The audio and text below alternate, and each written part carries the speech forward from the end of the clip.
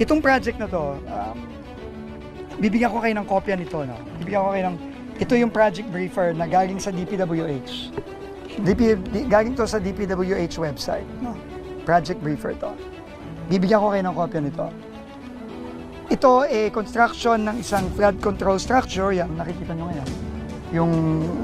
Yung protection wall, no? Dito sa river, worth 96.5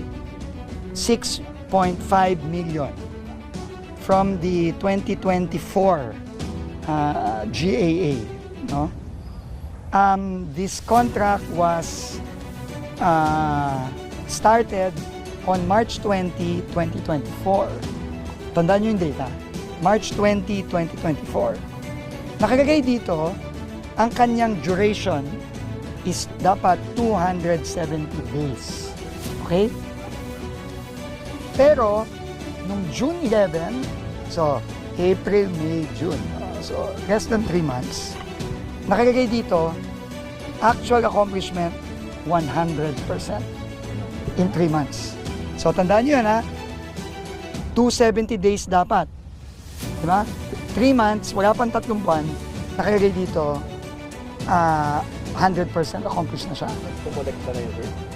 Date collected, meaning nabayaran si Wawaw Builders, siya ang contractor, si Wawaw, July 21, 2024. So, 1 month after. So, 2024. Okay. So, yun ang background. Okay, yun ang background. Okay. Tinanong ko si Cap Oscar Gabriel, ang kapitan natin dito. Kailan ba nagsimula ito? Itong ginagawa, yun nakikita nyo ngayon. Kasi obviously, bago pa ng gawa yan. Diba? Ang sagot sa akin ni Cap, ang sagot sa akin ng mga kababayan natin doon, yung mga nakatira dito sa tabi, 3 weeks ago. So, ito, ang tawag ko dito, patay na, pinipilit buhayin. Kasi nabayaran na siya nung last year. Sabi dito ng DPWH, 100% completed na to last year.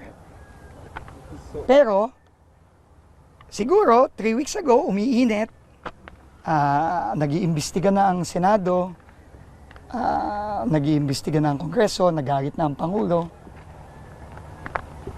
Pinipilit buhayin yung patay. Wala na to ghost project ito Klarong-klaro na ghost project ito. Pero dahil lang sa mga pangyayari, hinahabol ngayon. And kausap ko din yung subcontractor, si Jojo. Kabalen ko ito. Kinontrata lang siya 3 weeks ago. No, 3 weeks ago. Bayad na to, ha? Tandaan nyo, bayad. July 2024, bayad na to.